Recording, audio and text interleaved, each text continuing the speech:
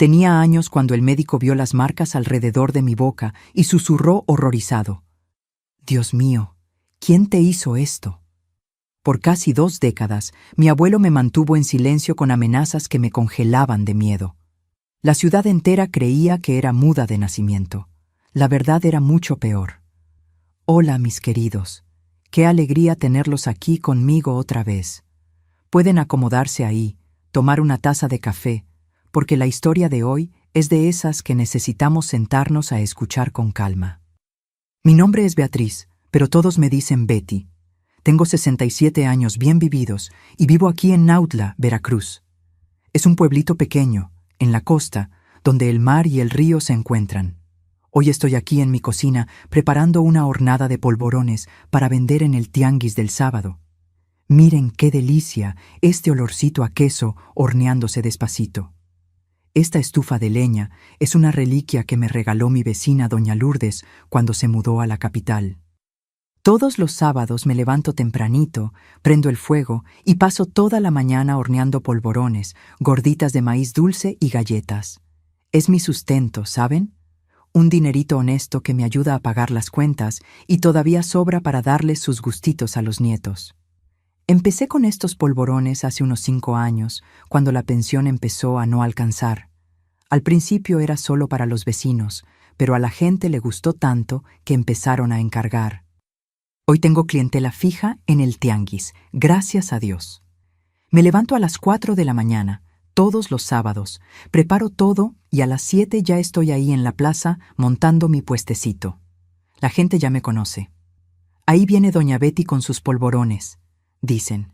Es una alegría, mijos, poder sostener la casa con las propias manos, sin depender de nadie. Después de todo lo que pasé, eso no tiene precio. Aquí en mi cocina es un rinconcito sagrado. Las paredes son de un azul clarito que yo misma pinté el año pasado. Tengo mis botes de provisiones todos organizaditos en el estante. Harina de maíz, maicena, queso rallado, todo en su lugar. La ventana está abierta y entra esa brisa del mar que perfuma toda la casa. De vez en cuando, los nietos aparecen aquí pidiendo lamer el tazón de la masa. Yo finjo que me enojo, pero en el fondo adoro ese alboroto de niños por la casa. Y ustedes, mis queridas y mis queridos que me están viendo ahora, cuéntenme aquí en los comentarios de qué pueblito me están acompañando y en qué momento del día encontraron este video. Tempranito, con el café de la mañana, en el break del almuerzo, o ya por la tardecita, relajándose un poquito. Yo siempre leo cada comentario que ustedes dejan y se me hace un calorcito en el corazón saber que hay gente de tantos lugares diferentes escuchando las historias de esta abuelita. Cuéntenme, ¿va? Vamos a hacer una cadena de cariño. Y si todavía no están suscritos al canal, denle clic a ese botoncito rojo ahí abajo. Activen la campanita también, porque cada semana hay historia nueva para ustedes. Saben, mis queridos, viendo mi vida hoy, tan tranquila y bendecida, a veces hasta me pellizco para ver si es real, porque hubo una época en que pensé que nunca iba a conocer esta paz. Era joven, muy joven, cuando viví algo que me marcó de una manera que ustedes ni se imaginan. Fue una situación que me robó la voz, de una forma que hasta hoy cuando pienso, siento un apretón en el pecho. No era discapacidad, mijos, era miedo. Un miedo tan grande que me hacía tragar las palabras antes de que salieran de mi boca. Hoy cuento esta historia porque sé que puede haber alguien ahí del otro lado de la pantalla pasando por algo parecido. Alguien que está callado no porque quiere, sino porque tiene miedo. Y quiero que esa persona sepa, sí podemos salir de esa oscuridad. Yo soy la prueba viviente de eso. Pero para llegar hasta aquí, voy a tener que regresar allá al principio, a esa Nautla de los años 1950, cuando yo era apenas una niña con ojos asustados y una familia que cargaba secretos demasiado pesados para que cualquier niña los soportara. Nací en 1958, aquí mismo en Nautla. Mi mamá, Socorro, era una muchacha delgadita, de salud frágil, que murió de fiebre puerperal 6 meses después de que yo naciera. Mi papá, Rodolfo, era pescador, Trabajaba en la pescadería de mi abuelo paterno. Era un hombre callado, de pocas palabras, que se levantaba antes de que saliera el sol para irse al mar. Dicen que nunca se recuperó de la muerte de mi mamá. 2 años después de que ella se fue, mi papá murió ahogado en una tormenta en el mar. Yo tenía apenas 2 años y medio. No tengo ningún recuerdo de él, solo las historias que me contaban. Fue así que fui a parar a las manos de mi abuelo Ignacio. Él también era viudo. Mi abuela Clemencia había muerto de cáncer años antes. Mi abuelo tenía unos 50 y tantos años cuando se hizo cargo de criarme. Era un hombre grande, de hombros anchos, manos enormes y callosas de tanto jalar red. Era dueño de la pescadería San Pedro, la más famosa de Nautla. Quedaba en la orilla del muelle, una construcción antigua de madera pintada de azul y blanco, con un letrero grande que todo mundo conocía. Crecí con el olor a pescado, a sal y a mar. Vivíamos en la parte de atrás de la pescadería, en una casa de 2 pisos sencilla. Abajo funcionaba el comercio. Mostradores refrigerados, llenos de pescado fresco, cajas de unicel, hielo por todos lados. Arriba eran 3 cuartos pequeños, una salita y una cocina apretada. Mi cuarto era el más chiquito, solo cabía una cama individual y un ropero viejo. La ventana daba al río y de noche me dormía escuchando el ruido del agua golpeando las piedras. Mi abuelo era conocido en todo el pueblo. Don Ignacio de la pescadería, le decía la gente. Tenía fama de trabajador honesto, religioso, hasta. Todos los domingos iba a misa de 7. Se sentaba siempre en la misma banca del lado izquierdo. Después de misa, se quedaba en la puerta de la iglesia conversando con la gente, riéndose, haciendo chistes. Tenía ese modo de hombre bueno que todo mundo respetaba. Las señoras del pueblo decían: «Pobrecito don Ignacio, quedó viudo y todavía tuvo que criar a la nietecita solo. ¡Qué hombre de fibra!». Pero dentro de esa casa, lejos de los ojos del pueblo, mi abuelo era diferente. No es que me pegara mucho cuando era niña chiquita. No era eso. Era otra cosa. Era una manera de mirar, una manera de hablar bajito, bien cerca de mi oído, con esa voz ronca que me helaba por dentro. Desde muy chica, aprendí que había cosas que no se hablaban, cosas que pasaban en esa casa y que debían quedarse entre esas paredes. Recuerdo que a los 6-7 años ya trabajaba en la pescadería. Después de la escuela, estudiaba en la escuela primaria Benito Juárez, ahí cerca del centro. Tenía que ir directo a la pescadería a ayudar. Mi abuelo me ponía a limpiar el piso, organizar las cajas vacías, cargar hielo. «Los flojos no comen en mi casa», decía. «El que no trabaja no tiene derecho a nada». Era niña, pero ya cargaba peso como gente grande. Los otros niños de la escuela jugaban en la calle después de clases. Yo los veía jugando quemados en la placita, volando papalotes en el campo, bañándose en el río. Yo quería tanto jugar también, mijitos, pero mi abuelo no me dejaba. «No tienes tiempo para esas tonterías», decía. «Tienes que aprender a trabajar. La vida no es juego».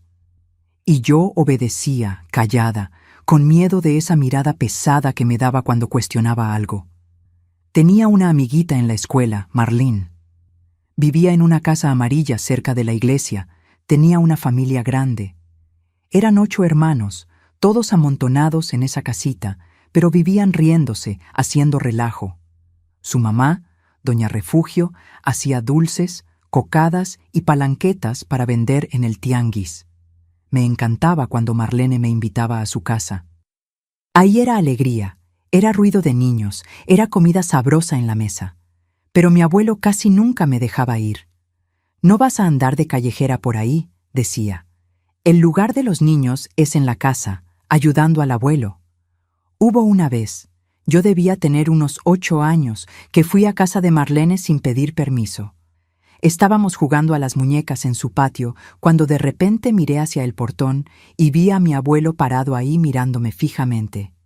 Se me heló la sangre. Él no dijo nada enfrente de la familia de Marlene. Solo hizo una seña con la cabeza para que me fuera. Me despedí corriendo y fui detrás de él. El camino de regreso a casa fue en silencio. Cuando llegamos, cerró con llave la puerta de la pescadería por dentro, me llevó arriba y susurró bien bajito en mi oído: «Niña desobediente aprende por las malas, Beatriz. Los secretos de familia no salen de aquí. Boca cerrada no entran moscas». Y me dio un pellizco en el brazo que me dejó una marca morada por días. Le tenía tanto miedo, mis queridos. Tanto miedo que ni sé explicar. No era solo miedo de que me pegara, era miedo de algo peor, algo que no sabía definir, pero que siempre estaba ahí como una sombra. Él controlaba todo, con quién hablaba, dónde iba, qué comía. Si lloraba, decía: «Quítate ese llanto, los llorones no sirven para nada en esta vida». Si me quejaba de cansancio, respondía: «El cansancio es cosa de débiles. Vas a tener que aguantar cosas peores». En la escuela, las maestras a veces preguntaban si todo estaba bien en casa. Yo siempre decía que sí, con una sonrisita forzada. ¿Cómo iba a contar? ¿Contar qué? ¿Que mi abuelo me daba miedo, que me hacía trabajar como adulta? ¿Que decía esas cosas extrañas sobre guardar secretos? No tenía palabras para eso, y aunque las tuviera, el miedo me callaba. A los 10 años, empecé a notar cosas extrañas en la pescadería. Había un sótano debajo del establecimiento que mi abuelo mantenía siempre cerrado con llave. «Es bodega», decía, «los niños no entran ahí». Pero yo escuchaba ruidos de noche, ruidos de cosas pesadas siendo arrastradas, ruidos de máquinas prendidas. Y de vez en cuando un olor diferente venía de ahí. No era olor a pescado, era otra cosa, algo que no lograba identificar, pero que me revolvía el estómago. Mi abuelo tenía muchos amigos. Hombres extraños que llegaban de madrugada, entraban por la puerta de atrás, bajaban al sótano. Se quedaban ahí horas. Cuando salían, mi abuelo me daba esa mirada que significaba: «No viste nada, no oíste nada y no vas a decir nada». Y yo fingía que no había visto nada. Fingía que no existía, que yo era invisible. Fui creciendo así, mis queridos, entre el miedo y el silencio. Una niña que aprendió demasiado temprano que la vida podía ser dura, que las palabras podían ser peligrosas y que obedecer era la única forma de sobrevivir. Cuando cumplí 12 años y entré a la adolescencia, ya no era más una niña como las otras. Era una niña vieja por dentro, cansada, asustada, siempre mirando a los lados, con miedo de hablar de más o hacer algo mal. Y las cosas, mis mijitos, solo iban a empeorar de ahí en adelante. Cuando entré a la adolescencia, las cosas cambiaron de una manera que no esperaba. Mi abuelo se puso aún más controlador, aún más exigente. A los 13, 14 años, trabajaba en la pescadería de sol a sol. Me levantaba a las 4 de la mañana para ayudar a preparar el pescado fresco que llegaba de las lanchas. Mis dedos vivían cortados de las escamas, morados de tanto cargar cajas de hielo. Las muchachas de mi edad estaban empezando a arreglarse, a tener novio, a soñar con bailes y vestidos bonitos. Yo solo conocía el olor a pescado y el cansancio en los huesos. En la escuela era callada, demasiado callada. Las maestras pensaban que era tímida, pero no era solo timidez. No, mis queridos, era miedo de verdad. Miedo de hablar de más, de contar sin querer algo que no debía. Había aprendido tan bien la lección de guardar secretos que me volví una sombra. Pasaba por los pasillos casi invisible. No participaba en trabajos en grupo, no iba a las fiestecitas. Cuando había junta de padres, mi abuelo iba y hacía todo ese teatro de abuelo dedicado. «Beatriz es tímida, pero es una niña buena, obediente», les decía a las maestras, y ellas le creían, pobrecitas. A los 16 años, dejé la escuela. Mi abuelo dijo que no necesitaba estudiar más, que las mujeres solo necesitaban saber hacer cuentas y leer recetas. «Vas a trabajar en la pescadería de todas formas. ¿Para qué perder tiempo en la escuela?»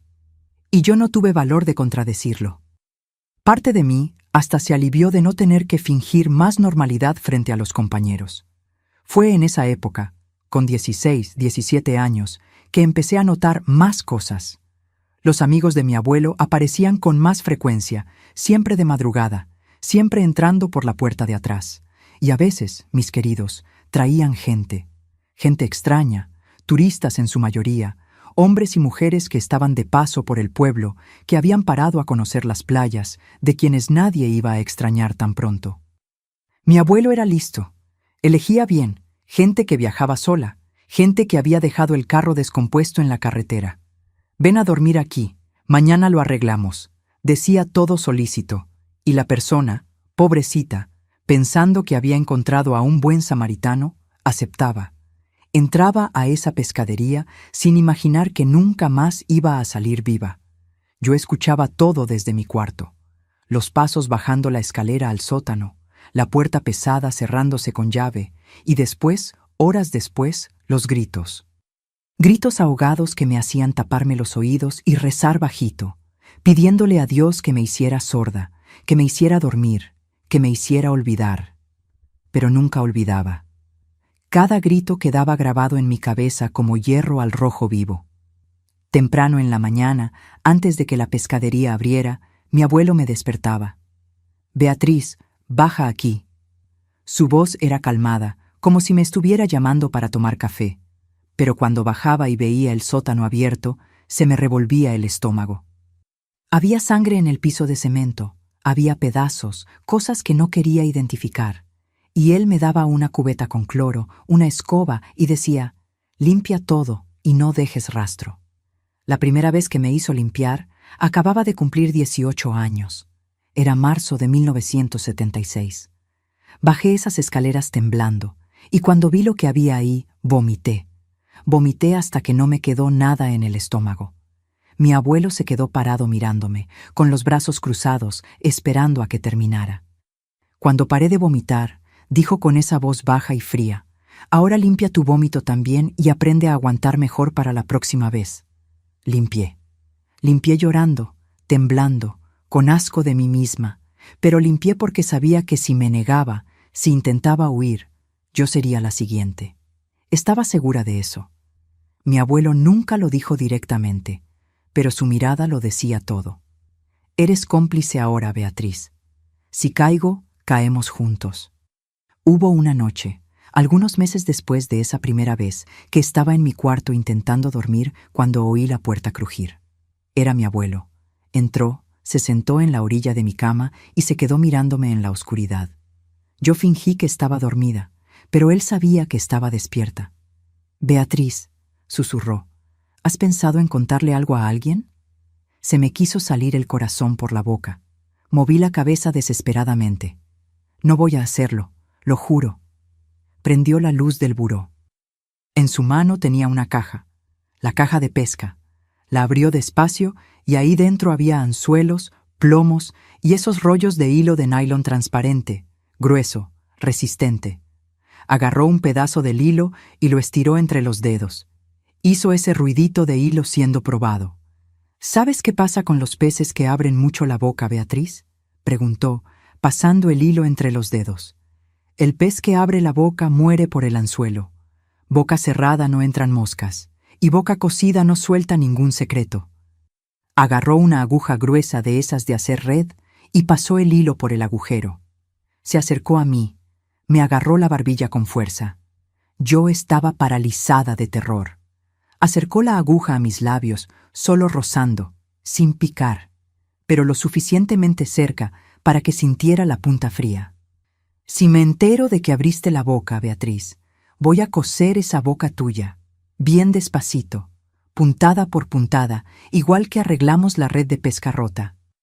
Te vas a volver muda de verdad, ¿entiendes?» No podía hablar, solo podía temblar y llorar en silencio. Soltó mi cara y guardó la aguja en la caja. «Órale. Veo que nos entendimos». Y salió del cuarto, dejando la puerta abierta y la luz prendida. De ese día en adelante, no fui la misma. Algo murió dentro de mí. Empecé a hablar cada vez menos. Con los clientes de la pescadería, solo movía la cabeza. Con los vecinos, desviaba la mirada. En la calle, andaba con la cabeza agachada, como si cargar el peso de un secreto terrible me encorvara la espalda. El pueblo empezó a hablar. La Beatriz de don Ignacio se está poniendo rara, ¿no? Pobrecita. Creo que tiene algún problema en la cabeza. Dicen que es media atolondrada, no habla casi nada. Y mi abuelo, listo como siempre, empezó a usar eso a su favor. Le contó a todo mundo que yo había nacido con un problemita del habla, que era muy penosa, tímida además, casi muda. Y la gente le creyó, al fin y al cabo, porque un abuelo mentiría sobre su propia nieta. Me fui volviendo la mudita del viejo Ignacio, así me decían.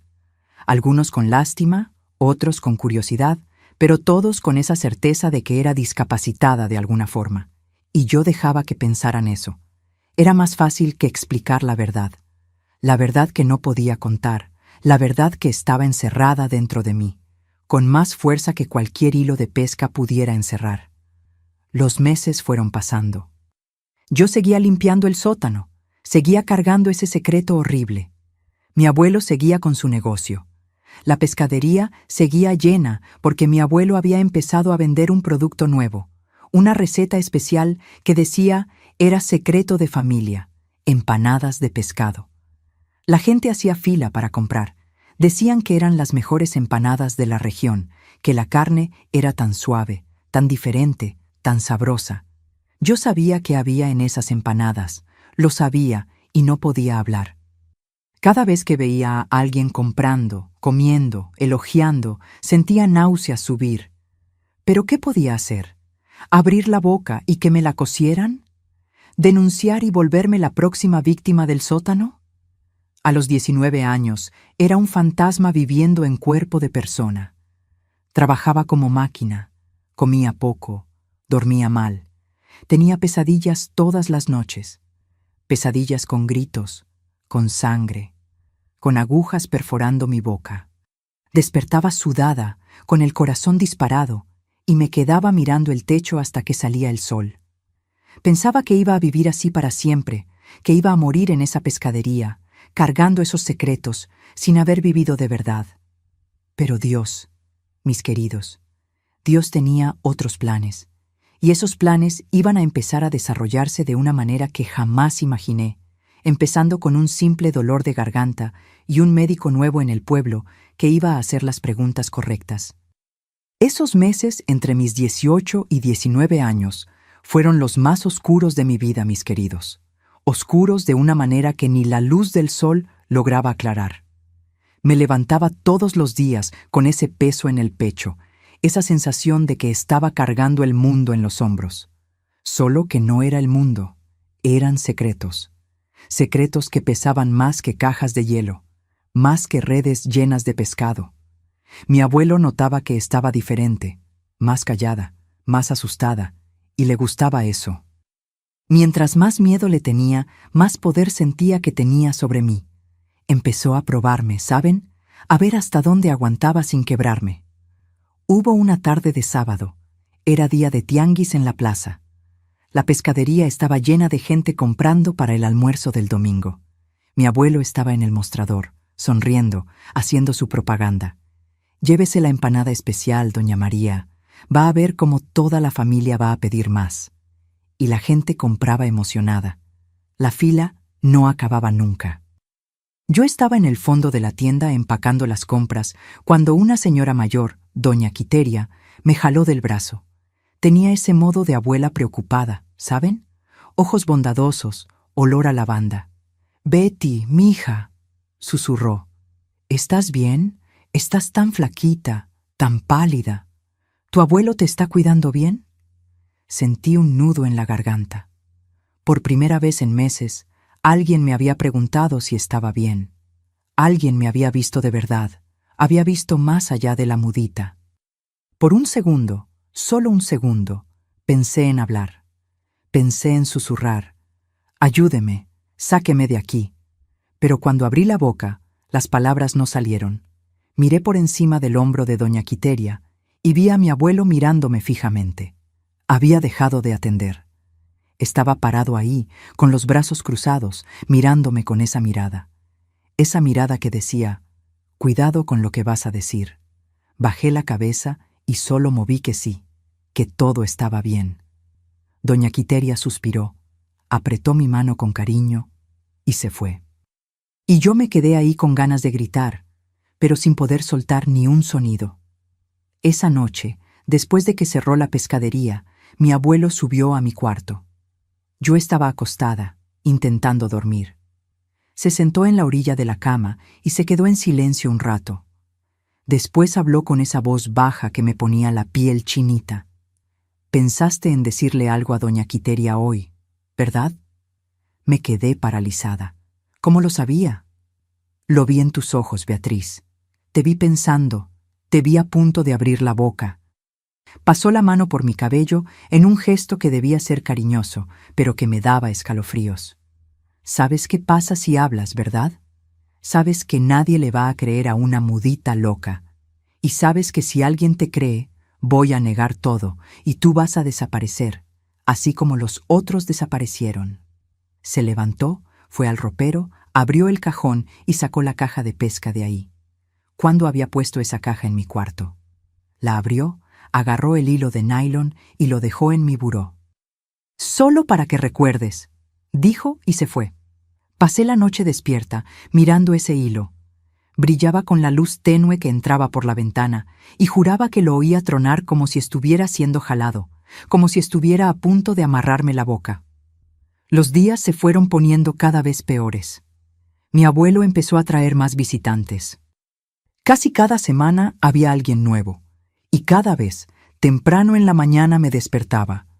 «Beatriz, baja». Y yo bajaba a ese infierno, a ese sótano que olía a cloro, y a otra cosa que no quería identificar. Dejé de comer bien. La comida no bajaba. Se me atoraba en la garganta, como si mi cuerpo estuviera rechazando todo. Adelgacé tanto que la ropa me quedaba grande. La gente comentaba: «¿Beatriz está enferma? Pobrecita, debe ser depresión. Una muchacha joven no puede estar así, tan apagada». Pero nadie hacía nada. Nadie iba más allá de los comentarios, y mi abuelo seguía con esa fachada perfecta de abuelo cuidadoso. «Es sensible», decía. «Tiene unas crisis nerviosas, cosa de mujeres, ya saben cómo es». Hubo una noche, ya era casi madrugada, que me desperté con ruidos. Bajé despacito las escaleras y vi a mi abuelo conversando con dos hombres en la puerta de atrás. Estaban trayendo a alguien, un muchacho joven, como de unos 20 y tantos años, tambaleándose, parecía drogado o muy borracho. Mi abuelo miró hacia arriba y me vio en la escalera.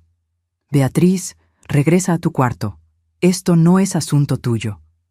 Pero ya había visto la cara de ese muchacho. Era Carlos Eduardo, el hijo del dueño de la tiendita de la esquina. Había viajado a Veracruz hacía unos días y estaba regresando en carro. Había oído a su mamá, doña Leontina, comentar que iba a llegar esa semana. Se me disparó el corazón. Esto era diferente.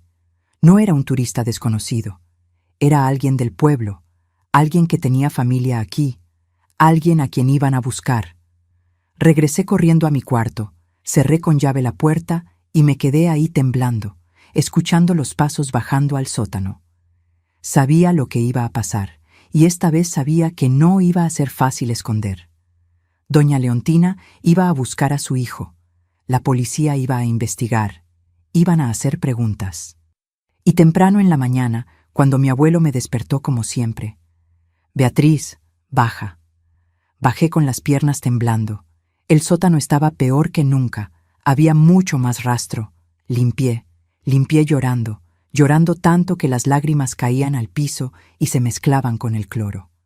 Cuando terminé y subí, mi abuelo estaba haciendo café tranquilo, como si nada hubiera pasado. «Buen trabajo», dijo pasándome una taza. «Te estás poniendo buena en esto, rápida y eficiente». Agarré la taza con las manos temblando. ¿Cómo lograba ser tan frío, tan calmado? ¿Cómo dormía de noche? «Betty», dijo, mirándome por encima de su taza, «hoy doña Leontina va a venir a buscar a su hijo. Va a preguntar si lo vimos. ¿Tú qué vas a hacer?» No respondí. Solo lo miré. «Vas a mover la cabeza que no viste nada, y vas a bajar esos ojos como siempre haces. Y nadie va a sospechar nada, porque eres la mudita, la pobrecita, y las pobrecitas no le hacen daño a nadie». Y fue exactamente así como pasó. Doña Leontina apareció por la tarde, desesperada, preguntando si alguien había visto a Carlos Eduardo. Mi abuelo puso esa cara de preocupado. «¿Qué cosa tan terrible, doña Leontina?» «No, no lo he visto». «Betty, ¿tú lo viste?» Y yo moví la cabeza, que no con los ojos en el piso, como él había mandado. Doña Leontina salió de la pescadería desolada, y yo me quedé ahí cargando un peso más, una culpa más, un secreto más que me estaba matando por dentro. Esa noche tuve la peor pesadilla de mi vida. Soñé que mi boca estaba siendo cosida, puntada por puntada, con hilo de pesca. Intentaba gritar, pero no salía sonido. Intentaba arrancar el hilo, pero estaba demasiado apretado. Y cuando desperté, con el corazón casi saliéndose del pecho, me llevé la mano a la boca para asegurarme de que era solo un sueño. Pero la sensación seguía ahí, la sensación de estar amordazada, sofocada, atrapada. No sabía cuánto tiempo más iba a aguantar. Sentía que estaba en mi límite, que algo dentro de mí estaba a punto de explotar o de morir de una vez. Y fue ahí, algunos días después, que empecé a tener fiebre alta y un dolor de garganta que no se quitaba. Mi abuelo, con miedo de perder a su ayudante, decidió llevarme al centro de salud. Y fue esa decisión, mis queridos, la que cambió todo, porque en ese centro de salud había un médico nuevo, un médico que iba a mirarme de una forma diferente, un médico que iba a hacer las preguntas correctas y que iba a ver lo que nadie nunca había visto. La fiebre empezó un lunes por la mañana. Desperté con la garganta en llamas. Parecía que había tragado vidrios. La cabeza me latía, el cuerpo me dolía todo. Cada músculo, cada hueso era un dolor diferente. Intenté levantarme para trabajar en la pescadería, pero las piernas no me sostenían. Era como si no tuviera fuerza ninguna, como si mi cuerpo se hubiera vuelto gelatina. Caí de vuelta en la cama, temblando de frío, aunque el calor de marzo pegaba afuera. Las sábanas se empapaban de sudor en minutos, pegándose a mi cuerpo. Mi abuelo subió al cuarto y me encontró enrollada en la cobija, toda sudada, los dientes castañeteando. «Levántate, Beatriz, hay trabajo que hacer». Su voz era dura, impaciente, pero cuando se acercó y tocó mi frente, hasta él se asustó. Quitó la mano rápido, como si hubiera tocado una brasa. «Estás que ardes, muchacha». Me dio un remedio casero, de esos que hacía con hierbas amargas que me hacían ahogar, y me mandó que me quedara en la cama. «Descansa hoy. Mañana te mejoras». Pero no mejoré. La fiebre subió más. El martes no podía ni tragar agua. Cuando lo intentaba, era como si la garganta se hubiera cerrado. El dolor era tanto que lloraba solo de pensar en tragar. El miércoles me desmayé intentando ir al baño. Recuerdo levantarme de la cama, dar 2 pasos, y de repente todo se puso negro. Desperté en el piso frío con mi abuelo sacudiéndome. «Levántate, Beatriz, levántate». Fue ahí que mi abuelo empezó a preocuparse de verdad. No porque le importara yo, no, mis queridos, sino porque me necesitaba. Necesitaba mi mano de obra. Necesitaba a alguien para limpiar, para callar, para obedecer. Yo lo veía en sus ojos. No era preocupación por mi vida, era preocupación de perder la herramienta útil que era para él. «Te voy a llevar al centro de salud», dijo el jueves por la mañana, ayudándome a bajar las escaleras. Cada escalón era un sufrimiento. Mis piernas temblaban, mi vista estaba borrosa. Apenas podía caminar bien, apoyada en él, sintiendo el olor fuerte a pescado que siempre traía pegado en la ropa. «Pero te vas a quedar calladita ahí, ¿oyiste?». Apretó mi brazo con fuerza, clavando los dedos. «No vas a decir tonterías. Vas a abrir la boca solo para que el médico te revise y nada más. Ni una palabra de más. ¿Sabes qué pasa si desobedeces?». El camino hasta el centro de salud fue un borrón. Recuerdo el sol fuerte pegándome en la cara, cegándome, el olor a salitre mezclado con el olor a pescado, el ruido de la gente en la calle, conversando, riendo, viviendo sus vidas normales mientras yo me estaba muriendo por dentro, muriendo de fiebre y muriendo de miedo. Cuando llegamos, la sala de espera estaba llena. Había mamás con niños en brazos, viejitos esperando consulta, gente tosiendo, gente platicando. La vida pasando ahí, tan normal, tan diferente del infierno que yo vivía. Mi abuelo me sentó en una silla de plástico dura y fue a hablar con la recepcionista. Me quedé ahí mirando el piso de loseta blanca y verde, sintiendo la fiebre consumirme. Mi cabeza pesaba tanto que apenas lograba mantenerla alzada. Alrededor de mí, la gente conversaba, se quejaba de la tardanza, hojeaba revistas viejas con las portadas rotas. Yo oía voces, pero parecía todo muy lejos, como si estuviera debajo del agua, ahogándome despacito. Una niña chiquita vino hasta mí. Debía tener unos 3 años, cargando una muñeca de trapo. Me miró con esos ojos curiosos de niña y preguntó, ¿La señorita está malita? Intenté sonreír, pero no pude. Su mamá vino corriendo, agarró a la niña de la mano. «Deja a la señorita en paz, ven acá». Y me miró con lástima. Esa mirada de pobrecita tan jovencita y tan enferma. Si supiera, si cualquiera de ellos supiera el peso que yo cargaba, no sería lástima lo que sentirían. Sería horror. Beatriz Silva. Una enfermera de cabello canoso llamó mi nombre leyendo de un portapapeles. Mi abuelo me levantó del brazo, casi arrastrándome. Mis pies apenas tocaban el piso bien. Me condujo por el pasillo estrecho, con olor a desinfectante y alcohol, hasta un consultorio al fondo. Era un consultorio pequeño, con una camilla pegada a la pared cubierta con papel blanco, un escritorio de madera lleno de papeles y formularios, y un gabinete blanco con vidrio donde se veían los medicamentos e instrumentos médicos brillando. El médico era joven, bien joven. Debía tener unos 30 años máximo. Cabello negro ondulado, lentes de arillo delgado, bata blanca impecable con una placa prendida en el bolsillo. Tenía un rostro amable, ojos cafés atentos. Se levantó cuando entramos y extendió la mano. «Buenas tardes, soy el doctor Mario. Llegué aquí al pueblo hace 2 semanas». Su voz era calmada, agradable. Mi abuelo le estrechó la mano con esa sonrisa falsa que yo conocía tan bien. La sonrisa que usaba para engañar a todo mundo. «Don Ignacio de la Pescadería, un placer. Esta es mi nieta Beatriz. Tiene una fiebre que no se le quita hace 4 días y la garganta muy inflamada. Ni agua puede tragar bien». El doctor Mario me miró con atención. Había algo en su mirada, una amabilidad genuina que no estaba acostumbrada a ver. No era lástima, era respeto, era humanidad. «Buenas tardes, Beatriz. Siento mucho que te estés sintiendo tan mal. ¿Puedes sentarte aquí en la camilla, por favor?» Me senté temblando. El papel de la camilla hizo ruido arrugándose debajo de mí. Mi abuelo se quedó parado al lado, con los brazos cruzados, esa presencia intimidante que me hacía querer desaparecer. El médico empezó el examen. Se lavó las manos en el lavabo del rincón, se secó, puso un termómetro debajo de mi brazo. 39.12, dijo, frunciendo el ceño. Fiebre bien alta.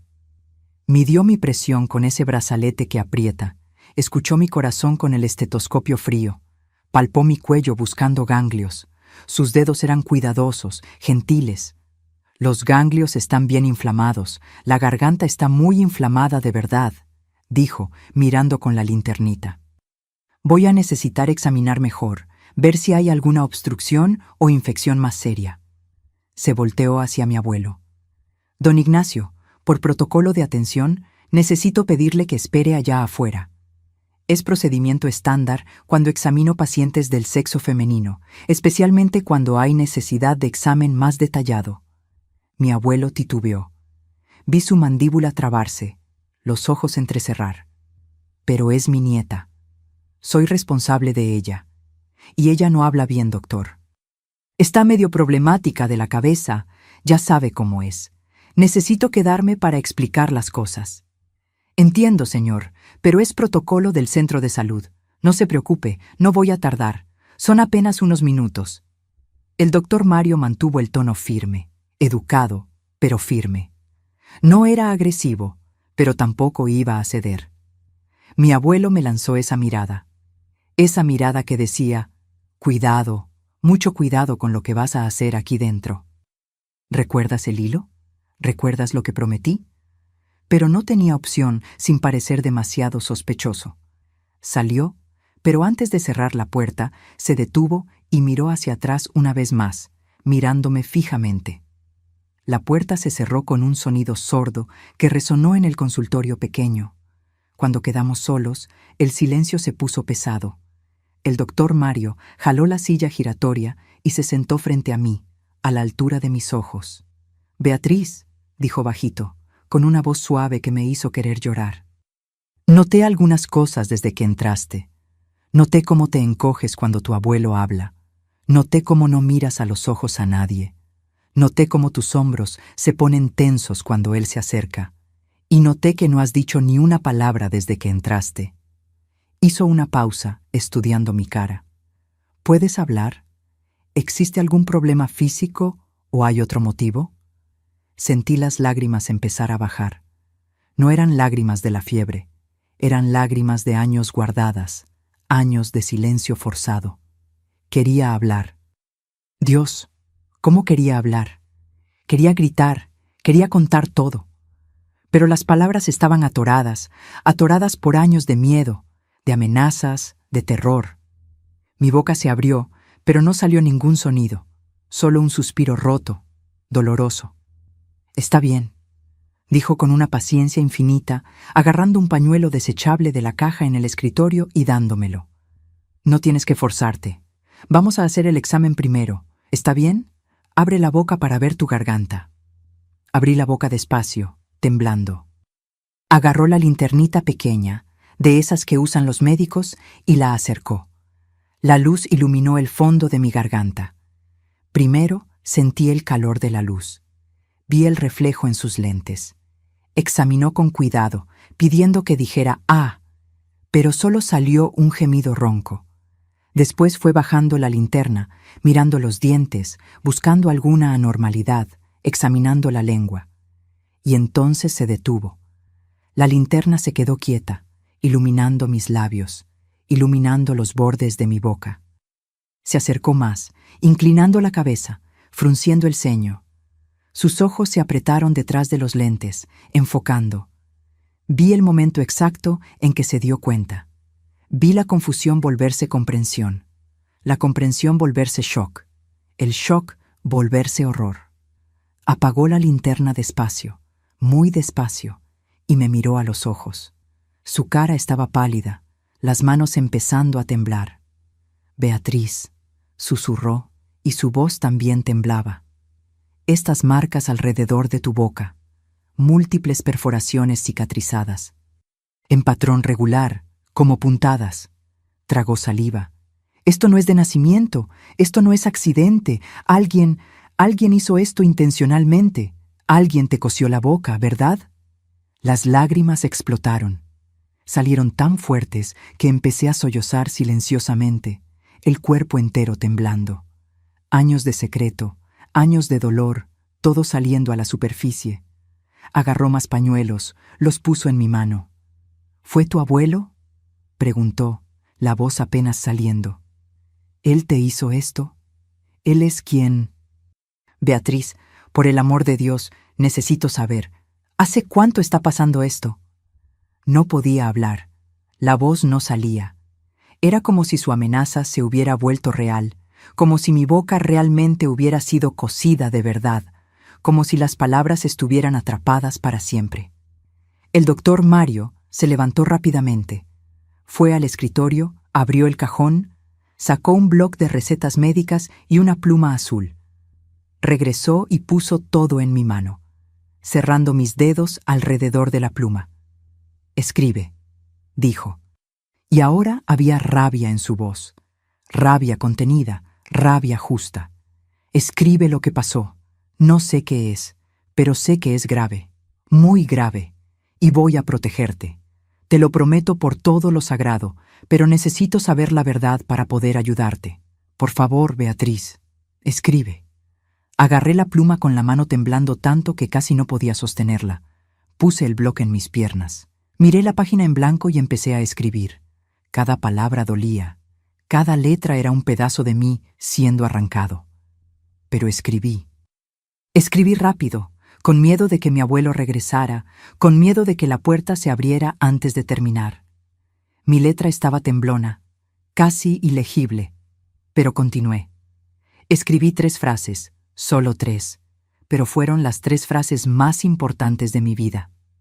3 frases que cargaban años de horror, de secreto, de muerte.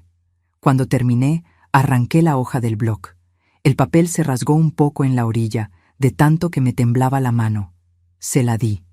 El papel temblaba violentamente entre mis dedos. El doctor Mario agarró el papel con las 2 manos.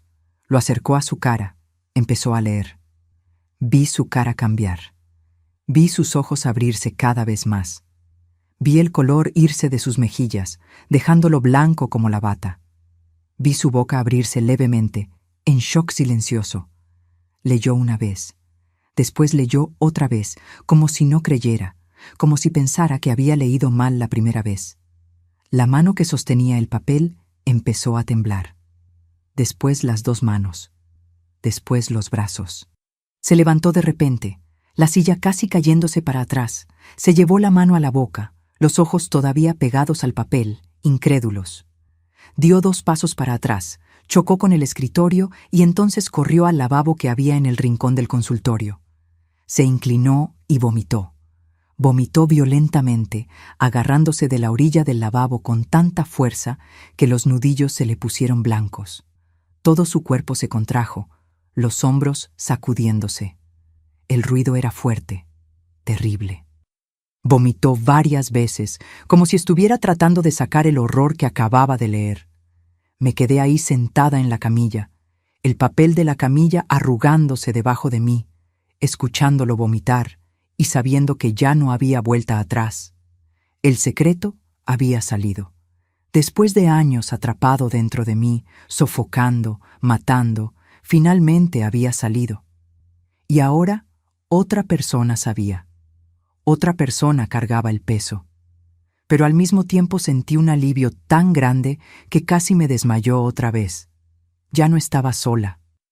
Cuando el doctor Mario dejó de vomitar, se quedó parado ahí, apoyado en el lavabo, respirando pesado. Después abrió la llave con fuerza, se lavó la cara varias veces, echándose agua, tallando. Agarró la toalla de papel, se secó la boca, se secó la cara.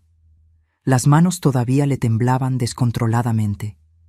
Tiró la toalla de papel en el bote de basura, respiró hondo 3 veces, tratando de recomponerse. Cuando se volteó hacia mí, sus ojos estaban rojos. No sé si del vómito o si también había llorado. «Beatriz», dijo, la voz ronca, diferente de antes, «te vas a quedar aquí. No sales de este consultorio por nada, ¿entiendes? Por nada. Voy a cerrar la puerta con llave. Tu abuelo no va a entrar aquí, no mientras yo esté vivo. Voy a llamar a la policía ahora. Esto se acaba hoy». Agarró el teléfono fijo que había en el escritorio. Marcó con los dedos todavía temblando. Lo oí hablar rápido, urgente, la voz todavía entrecortada. «Necesito una patrulla en el Centro de Salud Central inmediatamente». «Es una emergencia». No puedo dar detalles por teléfono, pero es urgente, muy urgente. Es cuestión de vida o muerte. Manden la patrulla más cercana, por el amor de Dios». Cuando colgó, oí golpes fuertes en la puerta. Era mi abuelo. Su voz estaba diferente, irritada, sospechosa. «¿Qué tanto están tardando ahí adentro? Abre esta puerta. Quiero ver a mi nieta ahora». El doctor Mario fue hasta la puerta, pero no abrió. Se quedó ahí con la mano en la perilla, como una barrera. Habló a través de la puerta, la mandíbula trabada. «Don Ignacio, todavía estamos terminando el examen. Hay algunas complicaciones que necesitan atención. Tiene que esperar allá afuera». «¿Qué complicaciones? Quiero ver a mi nieta. Abre esta puerta ahora, si no voy a quejarme con el director de aquí». Su voz se estaba poniendo alta, peligrosa. «Señor, va a tener que esperar. Son procedimientos médicos que no pueden interrumpirse. La enfermera lo va a llamar cuando terminemos». Oí a mi abuelo maldiciendo del otro lado, golpeando la puerta con fuerza. El ruido resonaba por el consultorio. El vidrio de la puerta tembló, pero el doctor Mario no abrió. Se recargó en la puerta como si la estuviera sosteniendo con su propio cuerpo y no se movió. Después, regresó cerca de mí, jaló la silla otra vez, se sentó y me agarró las manos. Sus manos estaban frías, todavía temblando, pero el apretón era firme. Beatriz, mírame. Levanté los ojos. Ya casi termina. Fuiste la persona más valiente que he conocido en mi vida. Más valiente que cualquier adulto, que cualquier hombre. Lo que hiciste aquí hoy, acabas de salvar no solo tu vida, sino probablemente la de muchas otras personas. Aguanta un poquito más, solo un poquito más. La policía ya viene y no voy a dejar que se te acerque nunca más. Nunca más. ¿Me estás oyendo? Y en ese momento, mis queridos, aunque tenía miedo, y todavía tenía mucho miedo, mi abuelo estaba ahí afuera, golpeando la puerta, maldiciendo. Aunque temblaba, aunque sentía que me iba a desmayar otra vez, sentí algo que no sentía hacía años. Sentí esperanza, una esperanza chiquita, frágil, como un pajarito herido, pero viva, palpitando, respirando. Por primera vez en mucho, mucho tiempo, pensé que tal vez, solo tal vez, podía salir viva de esto. Que tal vez podía tener una vida de verdad, una vida sin miedo, una vida con voz. La patrulla de la policía llegó en menos de 10 minutos. Oí la sirena acercándose, el sonido poniéndose cada vez más fuerte hasta parar justo en la puerta del centro de salud. El doctor Mario soltó mi mano y fue a la ventana. Miró por la persiana. «Llegaron», dijo aliviado. «Quédate aquí, Beatriz. No salgas de aquí». Abrió la puerta y salió, cerrando detrás de él. Oí voces afuera. Mi abuelo gritando: «¿Qué es esto? Yo no hice nada. Solo quiero ver a mi nieta». La voz del doctor Mario, más baja, más firme.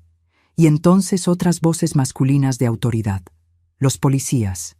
Me quedé ahí en la camilla, temblando, oyendo todo amortiguado a través de la puerta.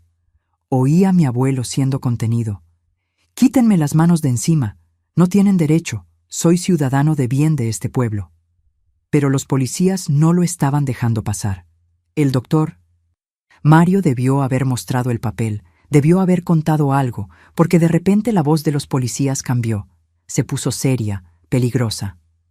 «Don Ignacio, va a tener que venir con nosotros a la comandancia ahora». «No voy a ningún lado.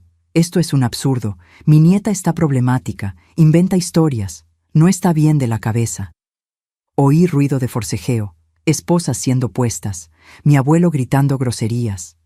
Y entonces la puerta del consultorio se abrió. Era el doctor Mario, acompañado de 2 policías. Uno era mayor, bigotazo canoso, uniforme bien planchado. El otro era joven, con cara de quien acababa de ver algo que no quería haber visto. «Señorita Beatriz», dijo el policía mayor, quitándose la gorra y sosteniéndola con respeto. «Mi nombre es Sargento Durán. Necesito que venga con nosotros a la comandancia. Necesito su declaración completa. El doctor Mario va con usted. ¿Está segura ahora?» Me bajé de la camilla con las piernas temblando. El doctor Mario me sostuvo del brazo, apoyándome. Cuando salimos del consultorio y pasamos por el pasillo, vi a mi abuelo. Estaba esposado entre 2 policías, la cara roja de rabia. Cuando me vio, sus ojos se encontraron con los míos. Y por primera vez en mi vida, mis queridos, no desvié la mirada. Sostuve su mirada, y lo que vi me sorprendió. Estaba asustado. Por primera vez era él quien estaba asustado. «Desgraciada traidora», escupió las palabras. «Te vas a arrepentir. No sabes lo que hiciste». Uno de los policías lo empujó. «Cállese y camine». En la comandancia me llevaron a un cuarto separado. Había una mesa vieja, 2 sillas, paredes descascaradas. El sargento Durán se sentó a mi lado. No enfrente de mí. Creo que para no intimidarme. Puso una grabadora en la mesa. «Beatriz, necesito que cuentes todo desde el principio. Sé que es difícil, pero es importante. ¿Puedes hacerlo?» Y por primera vez, mis queridos, Después de años callada, hablé. La voz salió ronca, débil, quebrada de tanto tiempo sin usar. Pero salió. Palabra por palabra, conté todo. Los visitantes, el sótano, las limpiezas, las amenazas, el hilo de pesca, Carlos Eduardo, las empanadas, todo. El sargento Durán se fue poniendo cada vez más pálido conforme yo hablaba. Cuando terminé, apagó la grabadora con la mano temblando. Dios santo, fue todo lo que logró decir. Dios santo. Fueron a la pescadería esa misma tarde. Llevaron un equipo entero, policías, peritos, hasta el delegado fue. Rompieron el candado del sótano. Y lo que encontraron ahí, mis queridos, confirmó cada palabra que yo había dicho. Estaba el molino industrial, todavía con restos. Estaban las herramientas, estaba la ropa, documentos, pertenencias de personas desaparecidas. Más de 20 personas a lo largo de 5 años. La noticia se regó por el pueblo como fuego en petate seco. Al día siguiente no se hablaba de otra cosa en Nautla. Don Ignacio de la pescadería era un asesino, un monstruo. La gente no podía creer. Pero si era tan educado, tan religioso, ¿cómo puede ser? Y la peor parte, la parte que hizo que la mitad del pueblo se sintiera mal, las empanadas. Esas empanadas famosas, deliciosas, que todo mundo comía desde hacía años, no eran de pescado. Nunca lo fueron. Gente vomitó en las calles cuando se enteró. Doña Leontina, cuando supo que a su hijo lo habían molido y vendido como comida, se desmayó en la plaza. Tuvieron que llamar a la ambulancia. El pueblo se volteó de cabeza. Cerraron la pescadería, clausuraron todo. Pusieron cintas amarillas. La gente pasaba enfrente y se persignaba. Apresuraban el paso. Los niños tenían pesadillas. Los adultos no podían comer carne por meses. A mi abuelo lo arrestaron. Negó todo al principio. Dijo que yo estaba mintiendo, que estaba loca. Pero las pruebas no mentían. El sótano no mentía. Las pertenencias de las víctimas no mentían. Lo mandaron a la cárcel de Xalapa, la capital, porque en la cárcel de Nautla los otros presos lo iban a matar la primera noche. Pero lo mataron de todas formas, mis queridos. 2 meses después de la detención, un preso logró entrar a su celda. A mi abuelo lo encontraron en la mañana, muerto. Dicen que fue terrible, que fue doloroso. No sentí lástima. Sé que debería. Sé que la venganza no es cristiana, pero no sentí nada. Solo alivio. Alivio de saber que nunca más iba a poder lastimar a nadie. Me quedé unos días en la casa del doctor Mario y su esposa, doña Celia. Ella era maestra, una mujer dulce que me trató como hija. Ellos no tenían hijos y me recibieron con tanto cariño que lloraba todos los días de agradecimiento. El doctor Mario me trató, me ayudó con la fiebre, con la garganta, con las pesadillas. Me canalizó con una terapeuta en Xalapa, la doctora Alicia, que me ayudó a procesar todo lo que había pasado. La voz regresó poco a poco. Al principio eran solo susurros, después frases cortas. Tardó meses hasta que logré hablar normalmente otra vez. La doctora Alicia dijo que era trauma, que mi cerebro había aprendido que hablar era peligroso. Entonces había bloqueado el habla como protección. «Pero estás segura ahora, Beatriz», repetía cada sesión. «Puedes hablar, nadie te va a lastimar». El pueblo tardó en aceptarme otra vez. Había gente que me miraba con lástima, otros con asco, como si fuera cómplice de mi abuelo. Ella sabía y no dijo nada. Cuchicheaban. ¿Cuánta gente murió porque se quedó callada? Esas palabras dolían más que cualquier cosa que mi abuelo hubiera hecho, porque eran verdad. Me había quedado callada por miedo, sí, por terror, sí, pero me había quedado callada. Fueron tiempos muy difíciles, mis queridos. Tenía pesadillas todas las noches, despertaba sudada, gritando. No podía comer carne. Hasta hoy la evito. Cada vez que veía hilo de pesca me daba pánico. El doctor. Mario y doña Celia tuvieron paciencia de santos conmigo. Me sostenían cuando entraba en crisis, me hacían té de manzanilla, me recordaban que lo peor ya había pasado. 6 meses después del día en que todo salió a la luz, Estaba en la casa de ellos cuando tocaron la puerta. Era doña Quiteria, esa señora que había tratado de ayudarme aquel día en la pescadería. Entró, me abrazó fuerte y lloró. «Perdóname, mija», dijo. «Perdóname por no haber insistido. Vi que había algo mal. Lo vi en tus ojos, pero no hice nada. Perdóname». «No fue culpa suya», dije, y mi voz estaba más firme ahora. «No fue culpa de nadie excepto de él». Con el tiempo, la gente del pueblo fue perdonándome, fue entendiendo, fue viendo que yo también era víctima, la mayor víctima de todas, tal vez, porque había sobrevivido cargando ese horror. Y sobreviví, mis queridos. Contra todas las probabilidades, sobreviví. La niña muda encontró su voz otra vez. Y esa voz hoy cuenta la historia para que nadie olvide, para que nadie más se quede callado cuando debería gritar. Y aquí estoy hoy, mis queridos, a mis 67 años, todavía viviendo aquí en Nautla. Sí, me quedé. Mucha gente pensó que me iba a ir después de todo, que iba a querer olvidar, empezar de cero en otro lugar. Pero esta es mi tierra, y no iba a dejar que ese hombre me robara esto también. Los primeros años después de su detención fueron difíciles de verdad. Viví un tiempo con el doctor Mario y doña Celia, casi 3 años. Me trataron como hija, me ayudaron a terminar los estudios por medio de preparatoria abierta, me enseñaron que tenía valor, que era más que lo que me había pasado. Cuando cumplí 22 años, en 1980, conseguí trabajo en una tiendita de telas aquí en el pueblo. Doña Maruca, la dueña, me dio una oportunidad cuando nadie más la daba. Trabajé ahí por 15 años. Fue en la tienda que conocí a Esteban, mi esposo. Era trailero, venía a recoger mercancía para llevar a otras ciudades. Hombre sencillo, trabajador, de pocas palabras, pero de corazón enorme. Al principio tenía miedo de involucrarme con alguien, ¿saben? Miedo de contar mi historia y que saliera corriendo. Pero cuando le conté, solo me abrazó y dijo: «El pasado es pasado, Betty. Lo que importa es quién eres hoy». Nos casamos en 1985, yo con 27 años. Me dio 3 hijos hermosos, Esteban Jr., Socorro, le puse el nombre de mi mamá, y Mario, en honor al doctor que me salvó. El doctor Mario fue padrino de mi Mario. Él y doña Celia son parte de mi familia hasta hoy. Ya están bien viejitos. Él tiene 78 años, jubilado desde hace tiempo, pero nos visitamos todas las semanas. Él dice que fui la paciente más importante de su vida. Yo digo que él fue mi ángel en la tierra. Mi Esteban murió hace 7 años de infarto.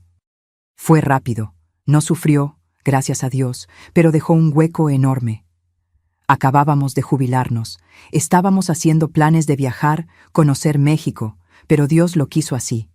Fue un esposo maravilloso, me trató siempre con respeto, con cariño. Me dio una vida que nunca pensé que iba a tener. Hoy vivo sola en esa casita que compramos en 1987, ahí cerca de la iglesia de San Pedro. Es pequeña, 3 cuartos, un patiecito donde tengo mi árbol de jaboticaba y mis plantas, pero es mía. Comprada con nuestro sudor, con trabajo honesto. Nadie me puede quitar eso. Los hijos viven cerca. El Junior es mecánico, tiene su taller aquí en el pueblo. Socorro es enfermera en el centro de salud, el mismo donde fui ese día en 1977. Y Mario es profesor de historia en la secundaria estatal. Todos están casados, todos tienen hijos. Tengo 7 nietos, mis queridos. 7 tesoros que llenan mi vida de alegría. El mayor tiene 15 años, la más chiquita tiene 3. Todos los domingos vienen a almorzar aquí en la casa. La casa se vuelve una fiesta, un relajo tremendo, niños corriendo, gritando, pidiendo comida. Es ruido que me encanta oír. Es por ellos que hago los polvorones. Empecé hace 5 años, cuando la pensión empezó a no alcanzar. Al principio era solo para tener un dinerito extra, pero se volvió terapia también, ¿saben? Levantarme temprano, prender la estufa de leña, amasar la masa, sentir el olor de la harina y el queso horneándose. Es una paz que me hace bien al alma. Todos los sábados voy al tianguis, monto mi puestecito, platico con los clientes. Hay gente que viene de otros pueblos solo para comprar los polvorones de Doña Betty. Me gusta mi rutina. Me levanto temprano, hago mi café, me siento en la terraza a ver el sol salir, leo la Biblia. Aprendí a tener fe otra vez. Tardé, pero aprendí. Hago mis cosas de la casa, cuido el patio, veo mis telenovelas. Por la tarde siempre hay alguien que aparece, una vecina para un café, un nieto que viene a visitarme, socorro que pasa después del trabajo. De noche, antes de dormir, agradezco. Agradezco por cada día tranquilo, por cada noche que duermo en paz. La gente a veces me pregunta si todavía tengo pesadillas. Sí tengo, no voy a mentir. Hay noches que despierto sudada, soñando con ese sótano, con esa caja de pesca, pero son raras ahora, y aprendí a manejarlas. Me levanto, tomo un vaso de agua, respiro hondo y recuerdo. Aquello pasó. Sobreviví, vencí. La pescadería fue demolida hace años. En su lugar construyeron una placita con juegos para niños. Me parece bonito eso. Creo que es una forma de transformar un lugar de horror en un lugar de alegría. A veces paso por ahí y veo a los niños jugando, riendo y pienso, la vida continúa, el mal no gana para siempre. Ya no soy esa niña asustada, callada, que andaba con la cabeza agachada. Hoy hablo hasta por los codos. Mis nietos dicen que la abuelita no para de platicar, y me río porque es verdad. Pasé tanto tiempo callada que ahora necesito compensar. Miro para atrás y veo lo mucho que recorrí. Miro esta vida mía de hoy, sencilla, humilde, pero llena de amor, y siento gratitud. Gratitud por haber sobrevivido, por haber encontrado gente buena en el camino, por haber construido una familia hermosa. Mis hijos y nietos son mi mayor victoria. Son la prueba de que el mal no nos define, de que sí podemos renacer de las cenizas. Y ustedes que me están escuchando ahora, sepan, no importa lo que hayan pasado, no importa qué tan hondo fue el pozo, siempre existe una salida, siempre existe esperanza. Yo soy la prueba viviente de eso. Mis queridos, si me están escuchando ahora y reconocen en su vida ese tipo de control, ese miedo que los paraliza, esa sensación de que su voz no importa, escuchen lo que les voy a decir. Su voz sí importa. Importa mucho. Y aunque alguien haya pasado años convenciéndolos de lo contrario, aunque los hayan silenciado con amenazas, con miedo, con manipulación, tienen el derecho de hablar. Aprendí que el silencio es el arma más grande de quien hace el mal. Cuentan con eso. Cuentan con que te vas a quedar callado, que vas a tener demasiado miedo para contar, que vas a pensar que nadie te va a creer. Pero ¿saben qué descubrí? Cuando finalmente abrimos la boca, su poder se acaba. Es como prender la luz en un cuarto oscuro. Los monstruos desaparecen. Pasé años pensando que era cómplice, que era culpable por no haber hablado antes. Y esa culpa casi me destruye. Pero la terapia me enseñó algo importante. Víctima no es cómplice. Sobreviviente no es culpable. Hice lo que necesitaba hacer para sobrevivir. Y si tú también te quedaste callado por miedo, no tienes la culpa. El culpable es quien te silenció. La recuperación no pasa de un día para otro. Tardé años en volver a hablar normalmente. Tardé más años todavía en creer que merecía ser feliz. Pero ¿saben qué me mantuvo viva? La esperanza de que un día iba a poder mirar para atrás y ver que había vencido. Y hoy miro y vencí. Y ustedes también van a vencer. Si están en una situación de control, de manipulación psicológica, de amenazas, busquen ayuda. En cualquier país donde estén, existen autoridades, organizaciones, personas preparadas para protegerlos. Puede ser un médico, como fue conmigo. Puede ser un maestro, un vecino de confianza, la policía. Alguien les va a creer. Les prometo que alguien les va a creer. Y para ustedes que conocen a alguien que parece demasiado asustado, demasiado callado, demasiado controlado, hagan las preguntas correctas. Insistan un poquito más. A veces una persona solo necesita a alguien que mire de verdad, que vea más allá de la superficie. El doctor Mario salvó mi vida porque vio, porque prestó atención. Quiero agradecer desde el fondo del corazón a cada uno de ustedes que vio esta historia hasta aquí. Sé que no fue fácil escucharla. No fue fácil contarla tampoco, pero es importante. Es importante para que nadie más se quede atrapado en el silencio. Y ahora los necesito, mis queridos. Si esta historia los tocó de alguna forma, si conocen a alguien que necesita oírla, suscríbanse a este canal ahora y activen la campanita. Es importante que más personas escuchen estas historias, que sepan que la liberación es posible. Estas historias salvan vidas, pueden salvar hasta la suya o la de alguien que aman. Y déjenme un comentario aquí abajo escribiendo solo una palabra: voz. Solo esa palabra, para que yo sepa que vieron hasta el final, que entendieron el mensaje. Vamos a crear una cadena de voces que se niegan a quedarse calladas. Háganlo ahora. No esperen ni un minuto más, porque tal vez hoy ustedes sean la persona que necesita oír esto. O tal vez sean la persona que va a compartir esto con alguien que lo necesita. Gracias, mis queridos. Que Dios los bendiga a cada uno. Y recuerden, la voz que tienen hoy es el arma más poderosa contra cualquier tipo de mal. Úsenla siempre.